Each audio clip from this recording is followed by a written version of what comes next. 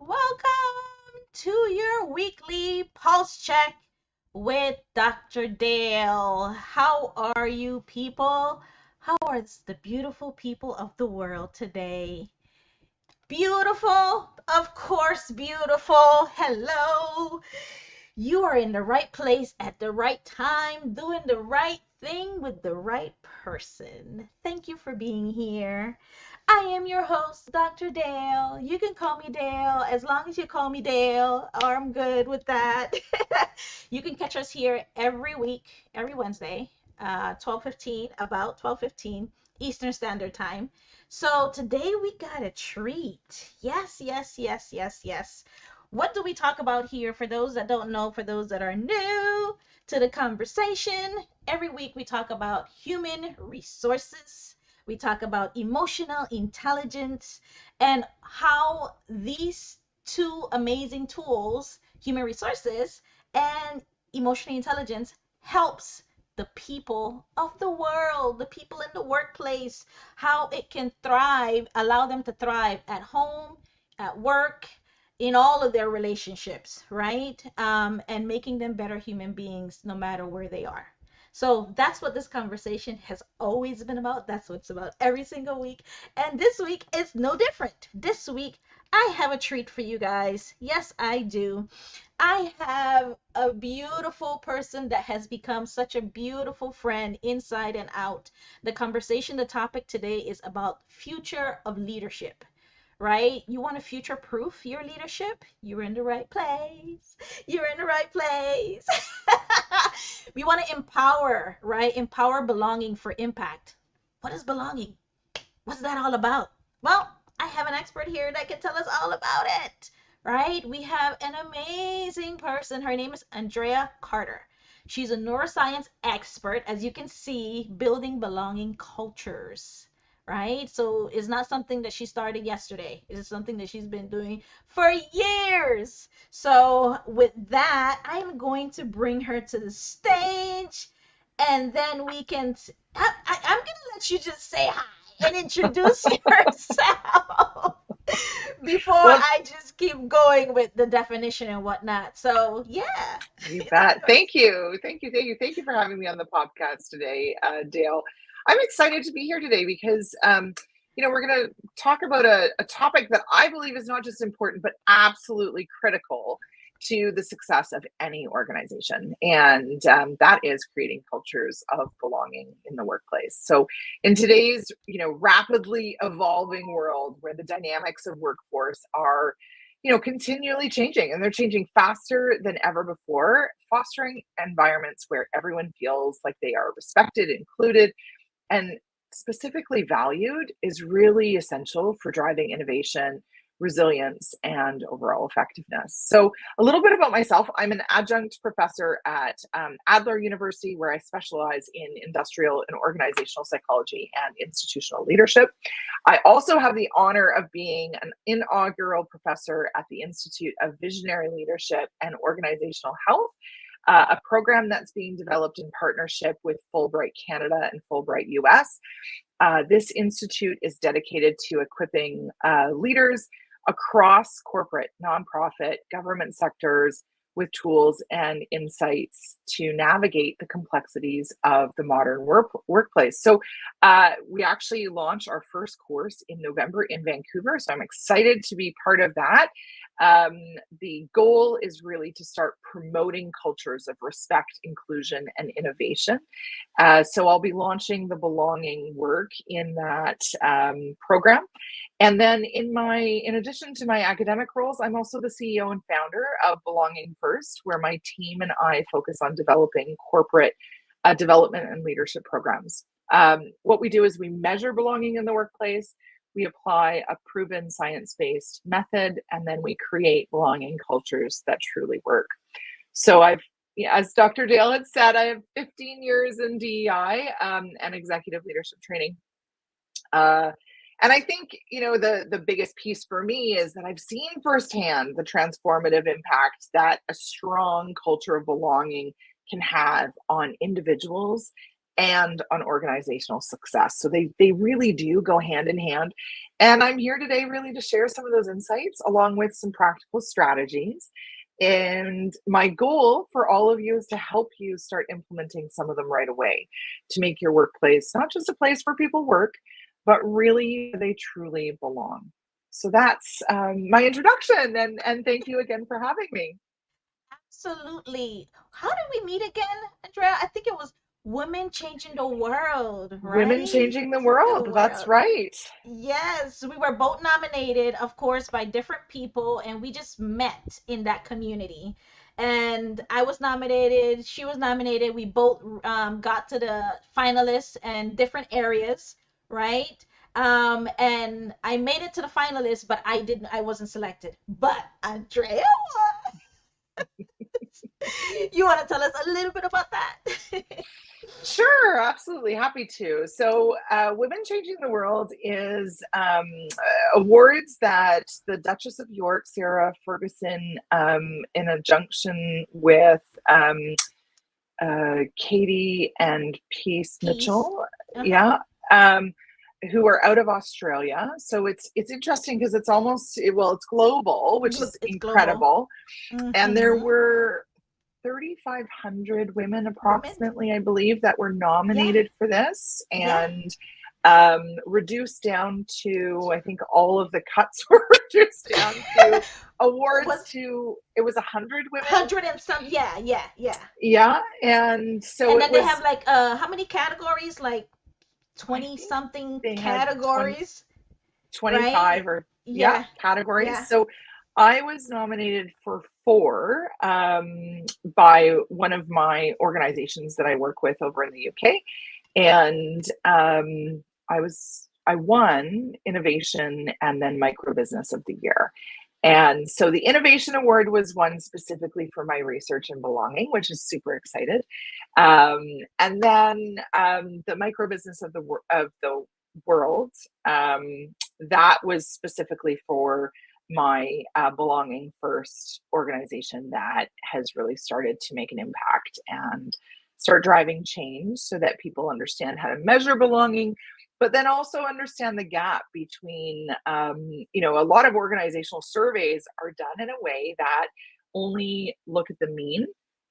And when we only look at the Mm. mean, we're only looking at the averages. And so it actually cancels out the voices of the underrepresented. And so my research really highlighted that, allows that voice to be heard, and then measures the gap between your mean, your underrepresented, and then brings it back together. So, And when you say the um, underrepresented, you mean so what? it depends. Yeah, it kind of depends on how the variables are measured in every organization. So in every organization, you're going to have numerical values that make up, and this is actually kind of where DEI practices are broken. So what I mean by that is they typically only look at men, women, and gender nonconforming. So they try and categorize people into a singular identity. And as we know, we're not just our gender, we're also our ethnicity, we're also our level of leadership, we are also our role, we are also a parent or non parent. And so we have all of these elements. And when we look at the traditional ways that a lot of DEI was brought forward, what it did was it polarized the workplace. So instead of it actually bringing people together, it It, polarized people because it yeah. focused in on the differences. And Yep. so, what this specific survey methodology does is it allows us to actually find out what are the predictors of this organization first, meaning every organization is going to be different. There's organizations out there that have predominantly female led organizations. There's organizations out there that are predominantly people of color driven organizations. And so when we look at all of those elements where people are underrepresented in one given environment is what creates either an in-group or an excluded or ostracized or underrepresented group. And Yep. so that is actually one of the big pieces, right? We actually have to understand who are the people that make up our organization first, and what does the in-group actually think? Right. Before we And then start. Yeah. before we start doing anything else. And so what's interesting about the methodology was that by looking at it through the lens of every organization has an in-group, out-group, it actually allows for us to understand what are the predictors of belonging. So in Mm, some instances, you're going to see that gender is one. In some, you're going to see that sexual orientation or yeah. role or level of leadership or years at the organization. It all depends on what the variables are within the organization to start with. And you have to actually want to get to know the organization first to know what Right. variables to then Yeah. ask and Yeah. put forward. And then we've actually measured from a neuroscience perspective first what belonging is. And so now we apply the methodology not only to being able to provide scores for belonging in the workplace, but we can do it with engagement. We can do it with leadership effectiveness. We can do it with, professional development, Yeah. anything Yeah. we can apply the methodology to. So, And I'm yeah. glad what the conversation is about belonging. I'm sure there are some people out there, like I was, that is, what is belonging? What are we talking about? Yeah. Empowering belonging for impact and how it can future-proof your leadership, right? So I got this definition from Cornell University, and it gives a sense, and they have their diversity and inclusion definition up there, and a subsection to that, they Mhm. have their belonging, what they believe, what they stand for, and Yeah. they kind of give what and I kind of like it, and I want Andrea to kind of tell me, is this a real definition? Is this in line, right, with what is actually out there? So belonging is the feeling of security and support when there is a sense of acceptance, inclusion, and identity for a member of a certain group. It is when an individual can bring their authentic self to work. When employees feel like they don't belong at work, their performance and their personal lives suffer. Creating a genuine feeling of belonging for all is critical factor in improving engagement and performance. It also helps support business goals. So you tell you the floor is yours, and we can just I'll Well, ask some question here and there, but it's all yours. yeah. So, what's lovely about this definition is that it certainly is a really great foundational starting point. And, 6 years ago, 7 years ago, when I really first started investigating belonging, this would have been exactly where I had started from as well. But what's interesting about that is that a lot of these words, everything that's in this definition, is not measurable. We can't actually look at it and be able to say, okay, well, does somebody feel that sense of acceptance? Does somebody feel like they can bring their authentic self to work? And so, the belonging work that I started with, there's really, 6 concepts that have to be understood. So the first concept is looking at what belonging actually is broken down into. How do we measure belonging so that our brain actually experiences it and feels it? And there's actually 5 indicators that you have to have in order for your brain to experience belonging. And the first is comfort, the second is connection, the third is contribution, the fourth is psychological safety, and the fifth is well-being. So you actually saw flavors of that within that definition to start Wait, are with. you gonna break up them a little bit for me? Like you're gonna give Yes, a I little bit of will. I will. I'm just giving you a little test, little teaser. So comfort is really, if you think about breaking it down, and we've done this in schools for high school and university students, where comfort is that action of being seen and seeing others. So before I go into all 5 definitions, what you also have to understand, the 6th piece about what makes belonging different than just inclusion or fitting in. The research shows that inclusion and fitting in are actually on a different spectrum they're at the opposite end. And the reason for that is because inclusion and fitting in says to people that 100% of the responsibility is on you. You have to behave, you have to value, you have to believe, you have to think, you have to act, you have to do all of the things that the in group says you have to do if you want to be part of this. And belonging is actually a 50-50. So the difference between that is that, for you and I, Dale, I have to honor, I have to see you, I have to be able to have the awareness that what your perception is, what your thoughts are, what your experiences are, what your background is different than mine. And I have to have that awareness, but I also then have to go into wanting to connect with you. So if you think of typical DEI work, it kind of stays in this comfort space where it's like, okay, so I have this awareness and I get that somebody's different than me and I get that I can see them and I can, have the perception that someone's different, but I don't really care. Do I care? Do I have to care? And it's a really, and I'm saying that facetiously, but I also feel that that's actually one of the places that a lot of organizations get stuck because they put elements out to understand and know, but until you actually connect someone from being in the space of, we're uncomfortable because we don't necessarily know each other. We actually have to move into becoming comfortable with each other by knowing each other. So how do we do that? We actually have to go into the second indicator of belonging, which is connection. And connection is getting to know someone. Connection is knowing and then being known. So it would be me understanding that you have this beautiful gift in emotional intelligence, and all of your research and all of the work that you've done in emotional intelligence is also part of how you help leaders and HR and the workplace succeed. So, you understand that. And then you also wanted to know me, and you wanted to know about belonging, and you wanted to know about my research. So it's the next step of then evolving from, okay, I have this awareness into, I want to understand you, and I want to understand what makes you tick, and I want to understand how your work contributes to my work, and my work contributes to your work.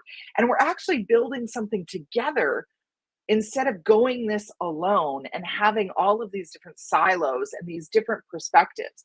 Because if you think of an organization, every function, every role still has a goal. They have a vision. They have something that they are trying to achieve together. And we actually can't do that effectively, just like teams don't actually perform to their optimal level unless teammates get to know each other and value the importance of being a good teammate.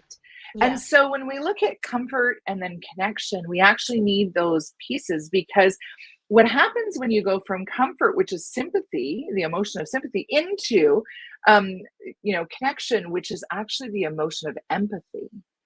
It means that my need to know you and your situation, what's happening in your world, allows me to show up better for you. Yeah. And what then allows us to do together is contribute more effectively. And that's the third indicator. So when we look at contribution, the first element of that is being able to evaluate, okay, so we have these differences. We both clearly have something that can collaboratively come together based on our strengths and our values and our beliefs. And even if we didn't have the same values and beliefs, we have skills and knowledge and attributes that together on this vision forward, we're all aligning with, right? Yeah. That's what makes us so powerful as a team and as cross-functional teams. And so when we're evaluating other people, instead of automatically looking at them and seeing their differences, it's the switch of then being able to look at it from the perspective of, okay, this is a belonging environment. I'm 50% responsible for you feeling like you belong at this environment, and you're 50% responsible for me feeling like I belong, right? Yeah. And so from that, it's also then being able to look at the action of valuing and being valued for those strengths, for those skills, for the education, for the background.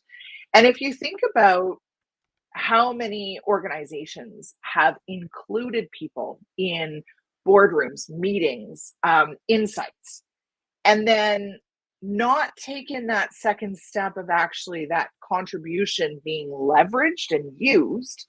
That's where inclusion also falls apart, because you can bring everybody into that room, but if we're not actually valuing subject matter experts, if we're not Yeah. actually valuing where there's perceptions that are different, then this is where we actually fail to account for some of the risks that we will have. It's where we fail to actually develop a product that speaks to the consumer. It's where we fail to be able to actually go into markets and new markets and understand the emotional components, because we're Would not actually valuing them. would you say that that's one of the biggest challenges leaders are facing right now, trying to maintain and incorporate a belonging culture, their Oh yeah, perceptions? 100%. Because if we look at even if you look at the media, I mean, the media today, we're seeing this more and more, that organizations are coming to the conclusion that DEI, so diversity, equity, and inclusion practices, are broken. And, you know, I would be the first person to say that they are broken. The research 8 years ago, that's why I started on this quest of belonging, was that it was going to create polarization in the workplace. But Mm, I think the element is that you can't throw the baby out with the bathwater, because while we've seen organizations abandoning, and even Harvard abandoning their efforts completely, there's merit in DEI yeah, sure. The when it's built on a HR strong. certification, they did Yeah, the same thing. They got rid of yeah, equity. yeah. And when it's built on a strong foundation, like something that you can measure, like belonging, that is where we're able to prioritize belonging being the foundation that allows the diversity and equity To flourish, strategies to to flourish. create impact, for business growth, for employee empowerment. That's where the strong foundation of belonging is needed to help develop ERGs, cultural elements within the workplace. But I think what's happened is that the separateness, because DEI in many ways is not integrated into cultural practices in many of the organizations that I have gone in and They have the worked with. policies. Sure, They they have have the the policy. policies, They yeah, have it on but the walls and everything. But ask anybody if they know it, right? Ask anybody if it's yeah, embedded into their day to day. or if it actually feels when they walk into the workplace or they walk into a meeting, if they are valued and they are actually able to influence. And so that's part of that contribution indicator, and what's fascinating too is that the research shows that you can't actually have psychological safety unless you have belonging, because people are not giving that element of 50-50 responsibility and accountability. They're still putting that responsibility and accountability on an individual, rather than the environment also taking responsibility and accountability for their people. So when we look at those elements, your culture, the type of culture that you are creating, is highly dependent on the values and the behaviors that are embedded and practiced, that everybody feels, knows, and buys into.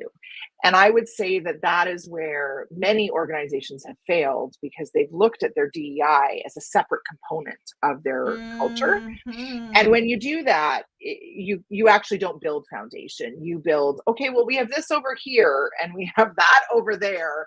And it creates confusion, even in the language, in what is practiced, and in what is repeated. And so those elements are really they become a problem, rather than something that can be leveraged for the organization as a whole. Andrea, can you give us a specific example where fostering a sense of belonging on a team in an organization can lead to a significant positive outcome? Like maybe just one instance or something.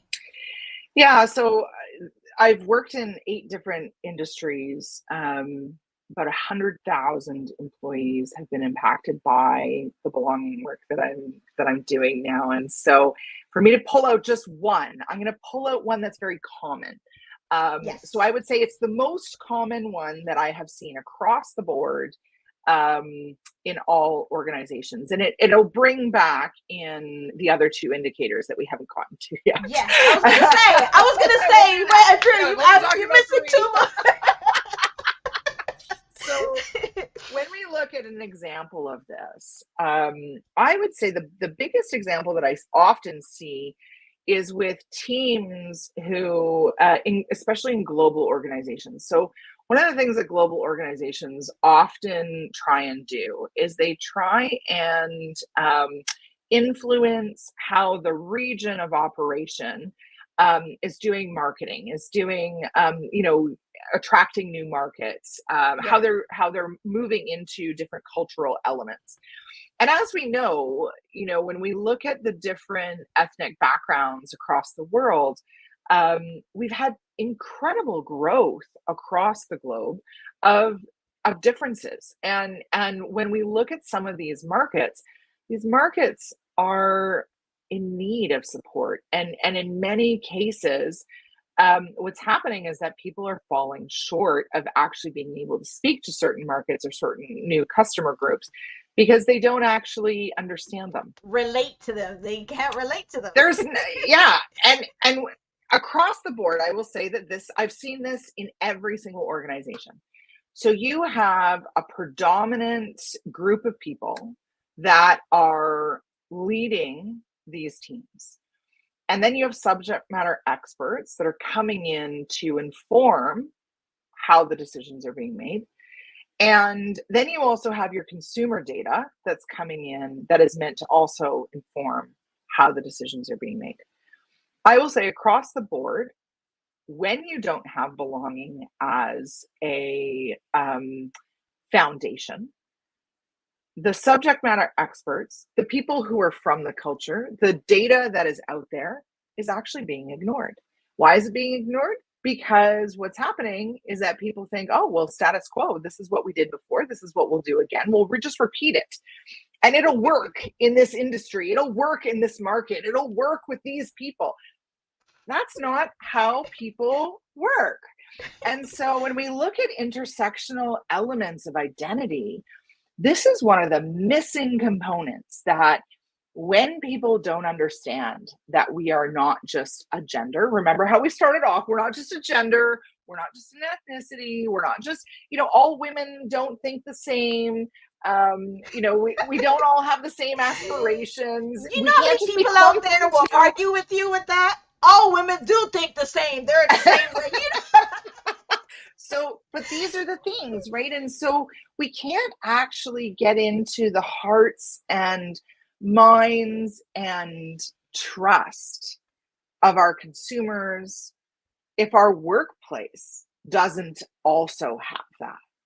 And so if you look at that practice, because that practice I would say is the most common across all industries, and it doesn't even have to be a new market that you're trying to get into. It could also just be that you have to course correct. Maybe you're still struggling with,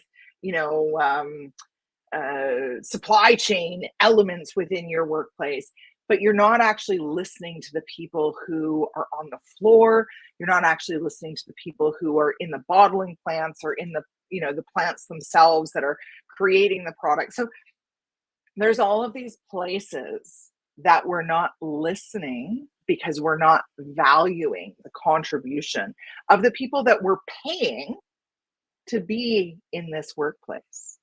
And so when we think about that and we think about the cost of turnover, when we think about the cost of an employee who's disengaged, when we think about the cost of what happens when you have maybe just 1-2 toxic people on your team and you're trying to move something forward, you're trying to make a decision, and the predominant amount of time is being spent on how we're going to work around the people who are going to say no or who aren't going to listen. It is one of the most ineffective practices that is happening right now in the workplace across the globe. So when we look at that, let's circle back into the 5 indicators now. Let's get back to this. Yeah. When people are valued, when people are allowed to influence, and their insights are allowed to contribute to a decision being made, what ends up happening is that you actually increase fulfillment within an employee. And that fulfillment is what allows people to then thrive and continue to engage, and also continue to feel motivated and show up and want to do more. Because think about it, if you've given your contribution numerous times and nobody takes what you've said into account, right, nothing at all. you stop talking. Right. So employee silence comes from being shut down. It's learned helplessness, which isn't the right word. You know, if you hear that word, don't think of it as like the negative of like you're helpless. It's that the in-group has decided that what you are trying to share and the importance of what you are trying to share is not actually valued. And so when it is valued and you are fulfilled and you do feel motivated, you will continue to do things for people, even at the cost of potentially, you know, your time off, or you make things work. You think, okay, well, I can make a difference here, and I am making a difference, and that's being valued. And so what happens then is that my difference is then accepted. My insights are then accepted. And when you look at psychological safety, that's actually the predominant foundation of psychological safety. And so the insight of acknowledgement of the of being accepted and accepting the value of other insights and identities, then what happens is that we actually start to reflect, and we start to be more accountable for our behaviors. We start to be more accountable for how we show up. We start to offer trust to other people that we typically wouldn't give trust to. And what's interesting about trust is that trust isn't created by you giving it to me.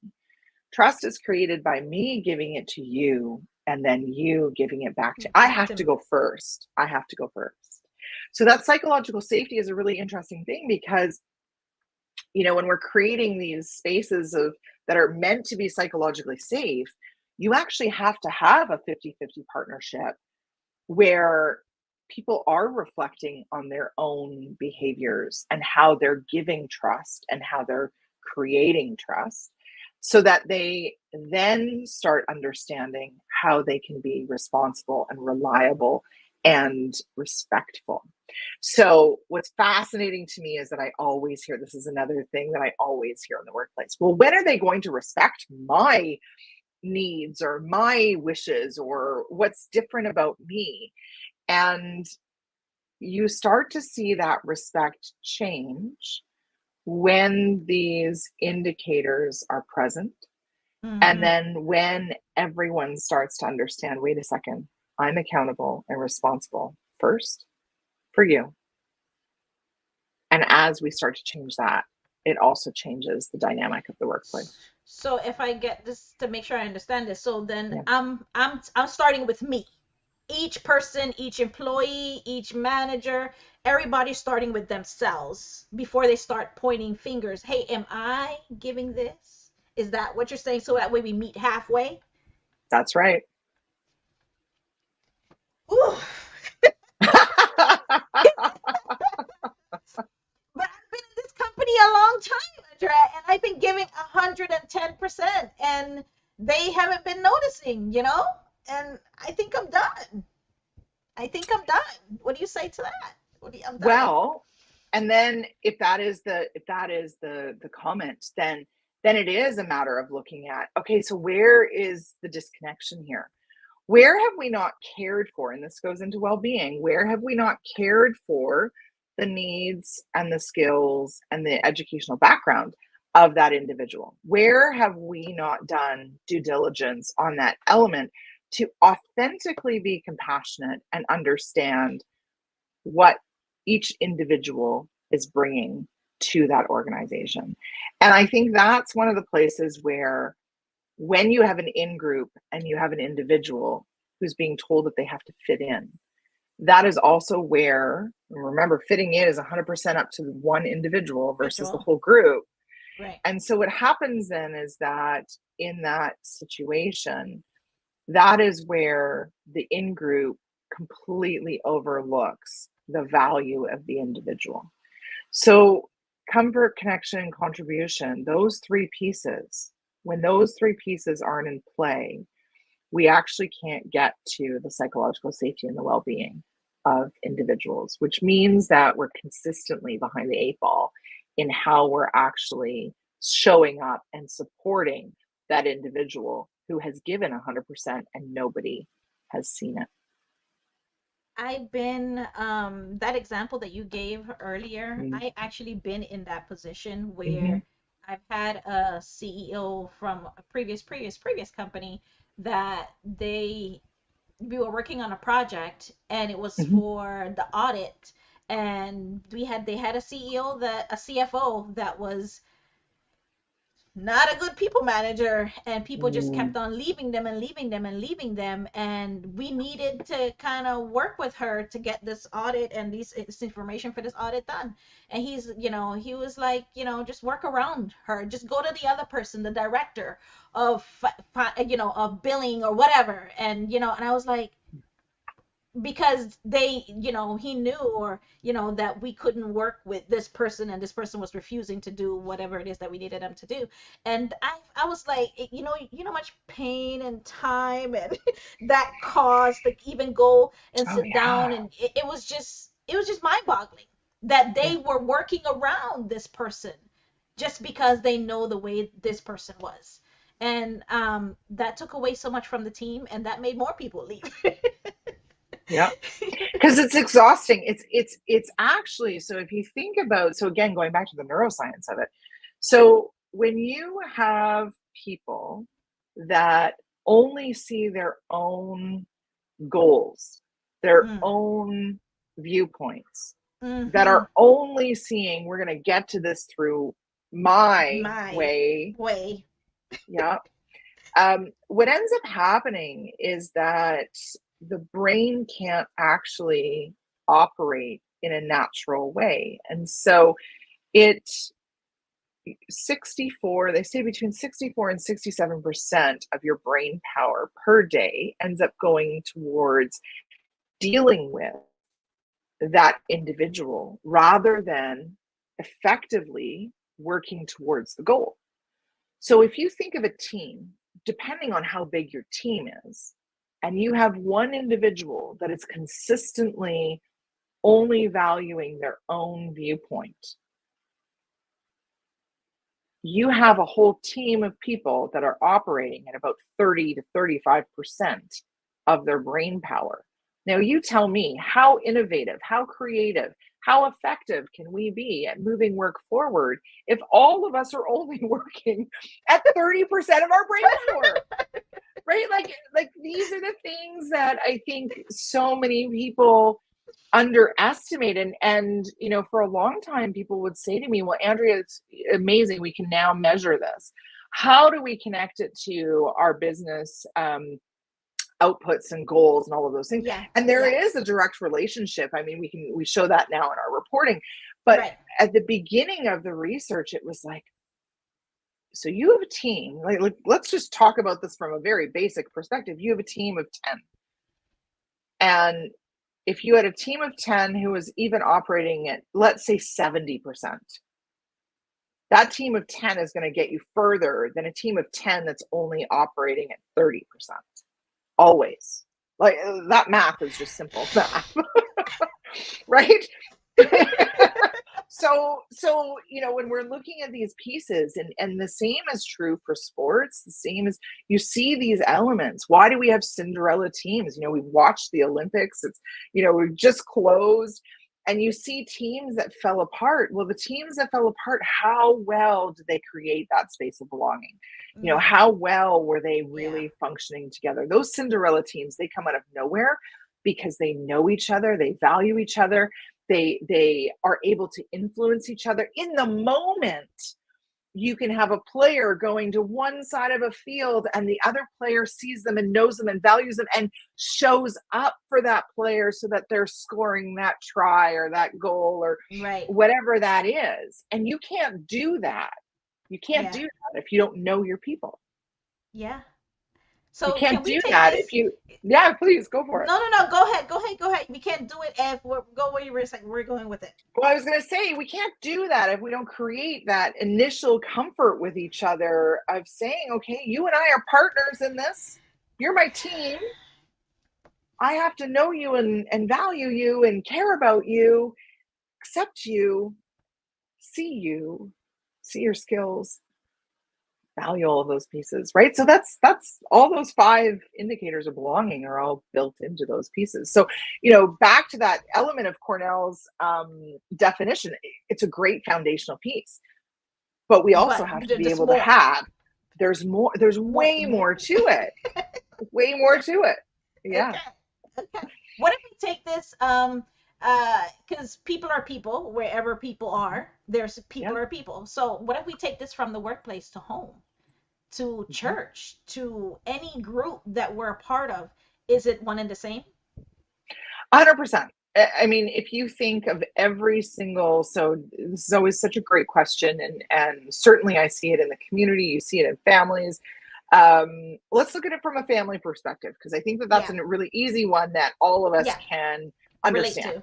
Yeah. Um, so imagine that you have a family where there are 3 kids, 4 kids, 5 kids, whatever it is, right? 2 kids, 1 Yeah. kid. Um, when you look at the sibling dynamic, typically speaking, what you see is that one sibling will try and control other siblings. And it depends on, birth order certainly has a factor in this, but it also often comes down to who has more education or who makes more money or who has more time or, who had to be a support versus who got to be a driver. And all of these factors, this is why we can all come from the same family and yet have completely Completely different different values, experiences. Yeah. completely different experiences. And the thing is that a lot of families don't understand how to create belonging. And what that does is it allows the person who's either the loudest or the one that doesn't fit in or the one who is different to consistently be ostracized Right. or excluded. And so that one person who maybe has the ear of mom or dad more, or maybe had more money or whatever the governing element that the family values the most. And in a lot of families value money or education as one of those competing factors. And so what happens is that the person who is outplaced, the person who is excluded, the person who doesn't think the same, who doesn't show up the same, who behaves differently, Yeah. those are the people that are pushed out, that are typically not paid attention to. So just like that employee who is undervalued, who is underappreciated, who consistently shows up and then is finally like, you know what, I'm done. I can't do it anymore. That's what we're seeing within families. And that's what we're seeing now more and more of. So how do we create that belonging? It's being able to look at the difference of behavior. It's being able to look at the difference of perception. It's being able to look at all of those things and still see that that person has value and that they are as important as every other member of the Of the family. family. Yeah. And when we don't do that, that's where we create these hierarchies. And the hierarchies within families are actually what destroy families. And we see that in corporate as well, because then one person's priorities and needs drive everyone else's priorities and Priorities and needs. needs. Ooh, that's a good quote. I'll take that's a good quote. Yeah. So it's, Yeah, that it's, was and really good. we see that in families all the time. And And so being able to offer compassion and consideration, and even though it might be hard, creating comfort in being able to say, okay, I don't understand it, but help me understand it. Help me understand what's important to you. Help me understand why, we can't all, and not everyone's priority can be the number one priority. Yeah. But All the how do we time. ensure all the time? But how do we ensure that everyone's priorities are still seen and known and valued and accepted and cared about? Those five pieces are pieces that can actually shift the way that family dynamics is working. And again, it then means that we have to be 50% and 50% responsible and accountable for all of those people in the family. And you have to be able to be willing to do the work to make that happen. So, depending on the family dynamics, it might be easier to do it in an organization than in a family. Or a few But I years of do, therapy or something. right? But I do fundamentally believe that in families, when families start to understand those concepts, they can meet each other halfway. And the conflict that exists, the polarization that is there, but everyone has to go first, and everyone has to put out that willingness to show up and be 50-50. And that piece, that status quo piece, when you have certain individuals in the family who always want to be their priorities over everyone else's, that's where it's tricky in those family dynamics. Yeah. Give us one or even two strategies that leaders can actually use to dismantle, barriers that prevent certain groups from feeling a sense of belonging, from feeling like they're outside. Yeah, so I would say the first thing that you want to look at is wherever you have a discomfort, wherever as a leader, wherever you feel like you don't understand, instead of that being your weakness, instead of believing that you have to be all knowing of all things, because I think that this is something that a lot of leaders fall into. And a lot of leaders also fall into, well, this worked before, so it'll work again. That's not always the case. One of the things that I would say lean into is getting comfortable with seeing the difference and then wanting to know how to understand that. Because if we want to shrink the gap between what is polarized right now, what we need to be able to do is go from this place of awareness really into this place of wanting to understand and be able to empathize. So, for example, with that person that you were saying, well, I have given 100% for years, nobody is seeing me. Start with those people that feel like they are the most difficult, they are the most challenging, they are the ones that push back the most. Because at the Mm. end of the day, the people that are pushing back are the ones that are not being recognized for their skill and their value. And so, oh, go And ahead. they're the loudest. They're the And they're loudest. So the loudest. everybody is listening to them, even the newcomers and everything. So get to them. Yeah. Yeah. So start there, because if we're not looking at those elements of understanding and wanting to know, okay, why is this so important to this person? What is it that I'm missing? That Mm. question, what can we do with this information that can actually make it better for everyone? Those questions are the questions that we have to start thinking of differently. Because when we look at the people that are making noise, they're not making noise because, something small has happened to them. They're making noise because it's been repetitive elements that have happened to them where they have not been seen, they have not been known, they have not been heard, they have not been, able to be valued. And that's where, if you can connect with those people and even just sit down and have a conversation and say, tell me, what is it that I'm missing here? Tell Mhm. me, how do I understand what you need better?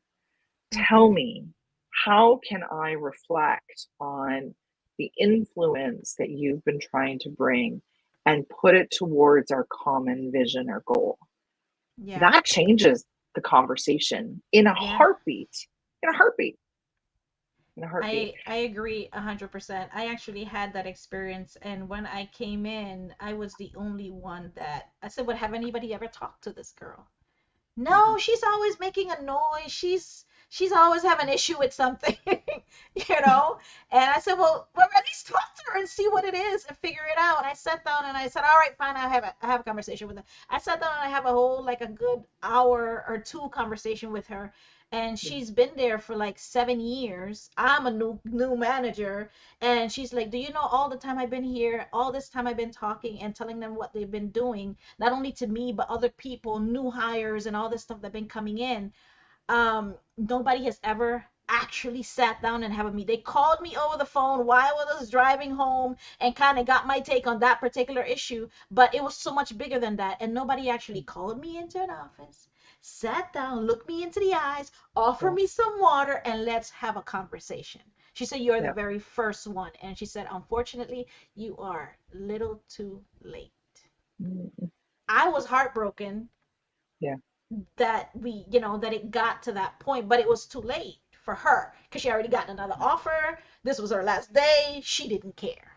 But she did me that solid because I pretty much, sweep her off her feet when I called her. I'm like, "Please, can you please come in? I'm new here." Kind of made her feel sorry for me. And she came in and she's like, you seem like you're going to be a good manager. So I hope they see that. And that Yeah. was that. And that kind of, it hurt.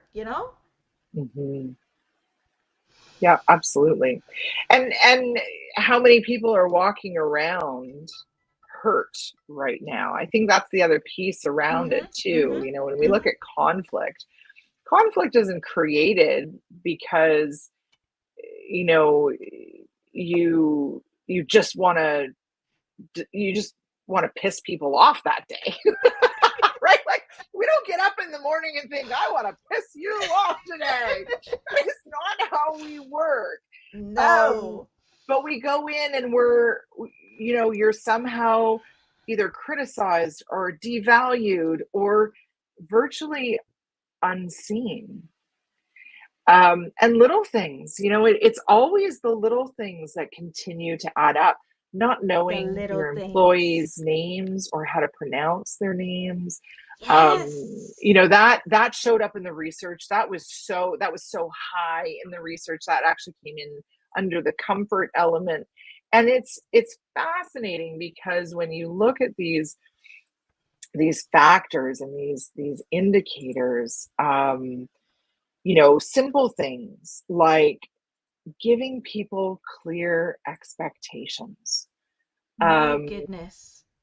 Yes. that is a component They don't of know what they're comfort, supposed to be. What do you want from them? right? They don't know. It's like, how many people go to work and they don't even have a job description, or they don't even know exactly what they're meant to do. They don't know what the vision or what the mission is that their team is meant to deliver. And so then they're constantly trying to provide something that they can't provide because it's not They made don't clear know. to them. And then they consistently can't meet the expectation of whoever the leader is. And so all of these pieces, the small pieces of like knowing somebody's name or being able to pronounce it properly, and knowing, that they are meant to, this is the expectation set for you. These are these small things, and it was fascinating. I recently just was a parent chaperone for the Ontario Summer Games, specifically for Ontario volleyball, and it was fascinating because the organizers did not give any of the parent chaperones clear expectations. There was no specific element of, this is what we'd like you to do for this week. They didn't even talk to us at many. situations where they left Yeah. the parent they couldn't get parent chaperones, and then they only had two of us. And what was fascinating was that then they ignored us. And I thought, wow, this is the first time in years that I have not been included and not been part of a team to actually understand what my What my expectations expectations are. are. And it was really a valuable experience, because in seeing that, you could also see where that was replicated through certain teams and through certain leaders that didn't care about team dynamics, that didn't care about team environment. And it changed, how people showed up. And something as simple as not knowing what was expected of me was really something that allowed me to have that personal understanding of what makes someone Yeah. comfortable. And comfort actually starts with really having that understanding of what is expected of us. And so then we can model that, and then we can actually create those other outcomes of getting to know people and getting to know the work, and all of that snowballs from there. So Did you see these in your research different did you guys separate it by race, by years of experience as a leader, like those kinds of things?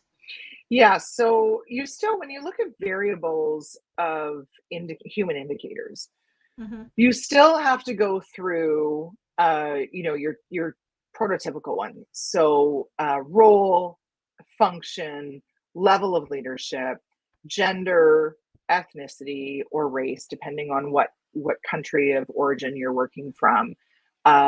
You still have to look at elements of ability. You still have to look at elements of neurodiversity. You still have to look at elements of dependence. You still have to look at all of these factors. Languages Languages. come up Oh, so often yeah. because in certain environments, imagine that you have an environment that predominantly speaks, well, we can use the French, English, Spanish, Italian, German, whatever the Yeah, dominant yeah. language is.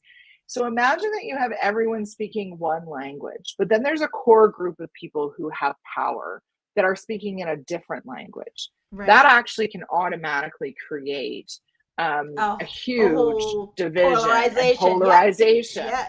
And so language is very polarizing. And a lot of people just like understanding what language they need to speak in. Or, what's interesting about language, and I know this from my own experience, at one point I was trilingual, and so when you're speaking in different languages and you have to think of the word, and not all words It's translate. going So so like right. in Italian, for example, there's no word for leadership. There's a word for boss, but there's no word for leader.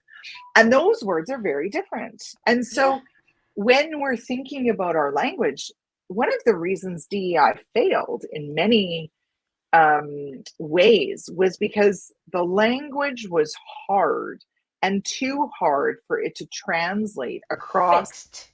Yeah. into Yeah. each Fixed. language, Yeah. right? Yeah. Yeah. And so the interpretation of what that word was often changed the behavior and application of it. And so Gotcha. when we look at all of these factors, one of the elements where our survey analysis does not provide enough information on who the people are is that when we're only looking at a mean, and even when you look at regression analysis or predictive analysis, we're only using very additive models. So we're going Yeah. to use, I'm a woman and I'm white, or I'm a woman and I'm of color, or I'm a woman and I'm gay, or we have all of these different pieces that I think people put together and don't necessarily understand how that changes their in-grouping or their Mhm. out-grouping. Right. Right. And so when you look at those predictors, you don't stop after you've looked at what are the predictors of belonging. You then look at how the variables are impacting each other. So we then Yeah. run multiplicative analysis, which starts from, your regression to indicate what are the predictors. So let's imagine that predictors are gender, ethnicity, level of leadership. Let's say those are the top three predictors. You then have to understand, okay, so which of those identities is actually creating your bigger in-grouping, out-grouping? So you can measure that. You can do that through For that specific group that for you're that, looking at because specific.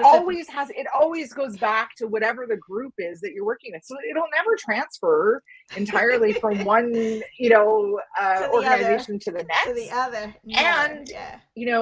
back to language, it could be that gender, language, and years of being at the organization are actually your three top predictors of belonging or of engagement or of leadership effectiveness. Yeah. And so if you're not measuring these things and looking at it from a multiplicative perspective, where Yeah. each of those small predictors actually impacts somebody's ability to feel like they belong, to feel like they can engage, to feel like they are important. Yeah. And Yeah. so those pieces are multiplicative rather than just singular. Makes sense. So that's what our analysis does, and Oh then we my produce goodness. reports around it, and then True. the tactics of You're gonna have to come. belonging help move it You're all gonna have to come forward. back. We're gonna have to do a part two, maybe a part three. This conversation was amazing for me. I got a few people that popped in and made their comments. I do want to ask you one question before we get out of here. In Mhm. less than a minute, give us from your heart, what is belonging in a sentence, in a word, so that way that one person that just stopped in can just hear that and that was for them. What is that? Yeah. So belonging is the ability to be accountable and responsible for your environment and yourself through seeing someone's differences, getting to know them, valuing them, accepting them, and caring about them so that you create a space where everyone can thrive. I can add nothing to that. I'm not even going to add nothing to that. I love it. Thank you so much for this, for coming, for accepting, for connecting, and for being a sister, and for, being, connecting with me and even having this conversation. Andrea, is definitely not going to be the last. And allow me to interrupt your vacation. Well, So, thank you, Dale, for having me. And thank you for having these conversations. These are conversations that are so important. And muy when we talk importante. about the future of leadership and what Yes. the direction is that we're going in, the work that you're doing is foundational and so important. And I just feel so honored and so grateful that our paths have crossed, that we've been able to collaborate, and that we're able Yeah. to do things together. Yeah, first of many for sure. If anybody's interested in getting in touch with Andrea, your LinkedIn, right? Or Yes. your website. You want to share that? Yeah, so belongingfirst.com is my website. And LinkedIn, it's just Andrea D. Carter on Andrea. LinkedIn. LinkedIn. Yes. Yeah.